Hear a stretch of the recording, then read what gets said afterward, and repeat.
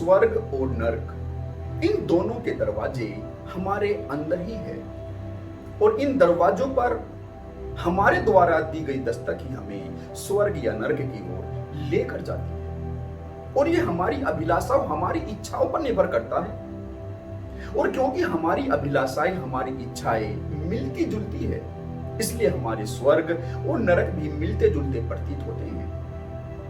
लेकिन वे एक समान नहीं होते। सभी के स्वर्ग और नरक एक समान हो नहीं सकते। एक भारतीय का स्वर्ग अमेरिकन के स्वर्ग से बिल्कुल भिन्न भांति का होता है। एक बिजनेसमैन का स्वर्ग एक किसान के स्वर्ग से बिल्कुल भिन्न भांति का होता है। वस्तुतः ये स्वर्ग और नरक सीढ़ीगत होते हैं, ग्रेजुअल होते हैं, और ये हमारे परिवेश, हमारी परिस्थितियों पर निर्भर करते हैं। यह जो स्वर्ग की संकल्पना है, यह हमें कल्पना भर प्रतीत होती है, तभी हमारे मन में संशय उठता है कि स्वर्ग है भी या नहीं। लेकिन इस संशय में स्वर्ग का कोई लेना देना नहीं है। स्वर्ग के होने या न होने का सीधा संबंध हमारे समाज की आंतरिक विसंगतियों से है।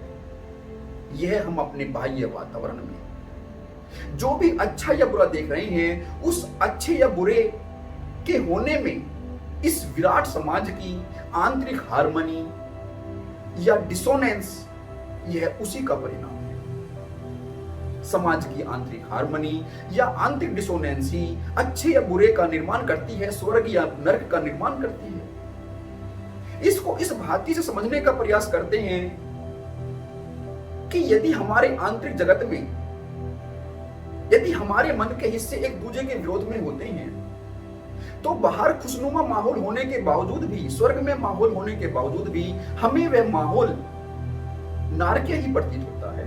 यह असंभव है कि हमारे आंतरिक जगत में नरक हो और हमें बाह्य जगत में स्वर्ग की प्रतीति हो जाए। और यह भी असंभव है कि यदि हमारे आंतरिक जगत में स्वर्ग की प्रतीति है, तो बाह्य जगत में अन्यों को स्वर्ग की प्रतीति न हो। जैसे जैसे हमारे आंतरिक जगत में हमारे मन के हिस्से एक दूसरे की लय में आते हैं, तो व्यक्ति को स्वर्ग की प्रतीति होना प्रारंभ हो जाता है। और फिर उस प्रतीति के कारण जो बाहर का नारकीय वातावरण है, वह उसको विचलित नहीं करता, और साथ ही वह उस आंतरिक संगीत को बाह्य वातावरण में भी फैलाने की कोशिश करता है। बाह्य वातावरण को भी वह संगीत में बनाने की कोशिश करता है, जिससे उसके आसपास का माहौल भी स्वर्ग में हो जाता है। और जब सभी अस्तित्व के सभी स्वर एक दूसरे की हार्मनी में, एक दूसरे के लय में आ जाते हैं, तो स्वर्ग अपने चरम की तरफ जाना प्रारंभ हो जाता है। दोस्तों, बाह्य परिस्थितियां तो हमारे काबू में नहीं होती, लेकिन आंतरिक मन स्थिति तो हमारे काबू में होती है। तो अपनी उस आंतरिक मन स्थिति में स्वर्ग का निर्माण करना ज्यादा उचित होता है। अन्यथा तो उस डिसहार्मनी में, डिसोनेंस में, उस विरोधाभास में, सुख की आस में भी नरक का ही निर्माण होता है। दोस्तों, स्वर्ग कोई रेडीमेड जगह नहीं है।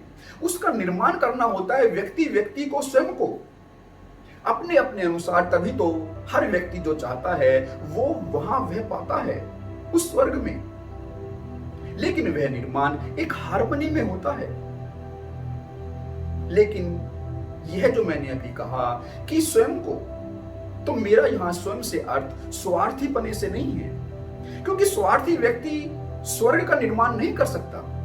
उसका दायरा सीमित होता है। उसके सब सुख अस्तित्व से होते हुए, समाज से होते हुए, परिवार से होते हुए मैं पर आकर अटक जाते हैं। लेकिन यदि उसका मैं का जो भाव है वह मिट जाए और वह परिवार से होता हुआ, समाज से होता हुआ अस्तित्व को समर्पित होता जाए, तो फिर एक विराट चेतना, एक मुक्त चेतना उसके अंदर उतरती है, जिससे उसके आसपास स्वर्ग का निर्माण होना प्रारंभ हो जाता है। और यह विराट चेतना व्यक्ति में, हर उस व्यक्ति में उतर सकती है जो स्वर्ग का निर्माण अपने आसपास करना चाहता है। बस व्यक्ति को अपनी चेतना को मुक्त करते जाना होता है।